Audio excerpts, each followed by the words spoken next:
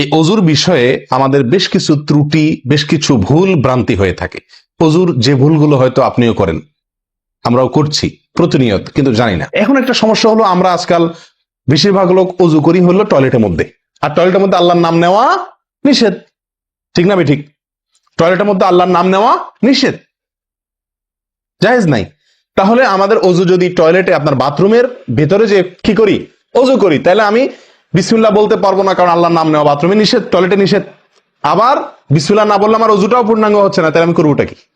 অজুর যে ফজিলত, অজুর যে ফজিলত মুসলিম বর্ণিত হাদিসে আসছে, নবী সাল্লাল্লাহু আলাইহি ওয়াসাল্লাম বলেছেন, যে ব্যক্তি পরিপূর্ণভাবে অজু করবে, পরিপূর্ণভাবে অজু করবে, ভালোভাবে অজু করবে, এবং অজুর শেষে কালিমাতুশ শাহাদা যেটা আছে, আশহাদু আল্লা ইলাহা ইল্লাল্লাহু ওয়াহদাহু লা শারীকা লাহু ওয়া আশহাদু আন্না মুহাম্মাদান আবদুহু ওয়া রাসূলুহু, এই কালিমায়ে শাহাদা পাঠ করবে অজুর শেষে, এই ব্যক্তির জন্য আল্লাহ সুবহানাহু ওয়া তাআলা জান্নাতের সমস্ত দুয়ার খুলে দিবেন।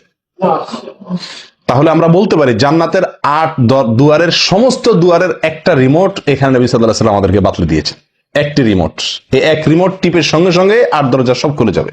সেটা হলো অজুকে কি করা, পরিপূর্ণভাবে করা। এখন একটা সমস্যা হলো, আমরা আজকাল বেশিরভাগ লোক অজু করি হলো টয়লেটের মধ্যে, আর টয়লেটের মধ্যে আল্লাহর নাম নেওয়া নিষেধ, ঠিক না? ঠিক। টয়লেটের মধ্যে আল্লাহর নাম নেওয়া নিষেধ, জায়েজ নাই। তাহলে আমাদের অজু যদি টয়লেটে, আপনার বাথরুমের ভেতরে যে কি করি, অজু করি, তাহলে আমি বিসমিল্লাহ বলতে পারবো না, কারণ আল্লাহর নাম নেওয়া বাথরুমে নিষেধ, টয়লেটে নিষেধ। আবার বিসমিল্লাহ না বললে আমার অজুটাও পূর্ণাঙ্গ হচ্ছে না, তাহলে আমি করবোটা কি?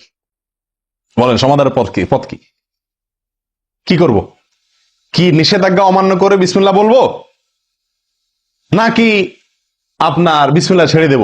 তাতে তো অজু আবার পূর্ণাঙ্গ হবে না, দুইটাই সমস্যা না? এই জন্য উত্তম এবং সবচেয়ে ভালো হলো অজুটা বাহির করার চেষ্টা করবেন।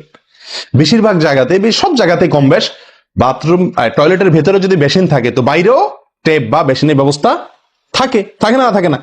বিশেষ করে বাসা বাড়িতে অথবা অফিস আদালতে দেখা যায় যে ওই টয়লেটে অনেক সময় আমরা কি করে ফেলি, অজু করে ফেলি। এটা উচিত না, এটা একটা ভুল আমাদের। অজু আমরা করব বাহিরে। কেন? কারণ টয়লেটে অজু করতে গেলে আল্লাহর নাম নিতে হচ্ছে, আর আল্লাহর নাম নেওয়া নিষেধ।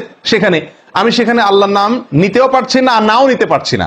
যদি নেই তাহলে আল্লাহর নাম নিয়ে গুনাহ করছি টয়লেটে, আর যদি না নেই তাহলে আমার অজুটা অপূর্ণাঙ্গ থেকে যাচ্ছে, ঠিক না? ঠিক। এই জন্য আমরা উত্তম হলো অজু করব কোথায়? বাইরে এসে, যে কোনো টেপে। কথা কি বুঝাতে পারছি? বাইরে এসে, একান্ত যদি কখনো আপনি বাধ্য হয়ে যান, বাইরে ভিড় নাই, ব্যবস্থা, সেটা ভিন্ন কথা। আর বাসা বাড়িতে যদি এরকম কোনো বাসা বাড়িতে যে বাইরে কোনো সিস্টেম নাই, আপনার নিজের বাসা না, আপনি ঠিক করতে পারতেছেন না, তো কমপক্ষে বেসিন এবং আপনার টয়লেটের কমোডের মাঝখানে কি দিব,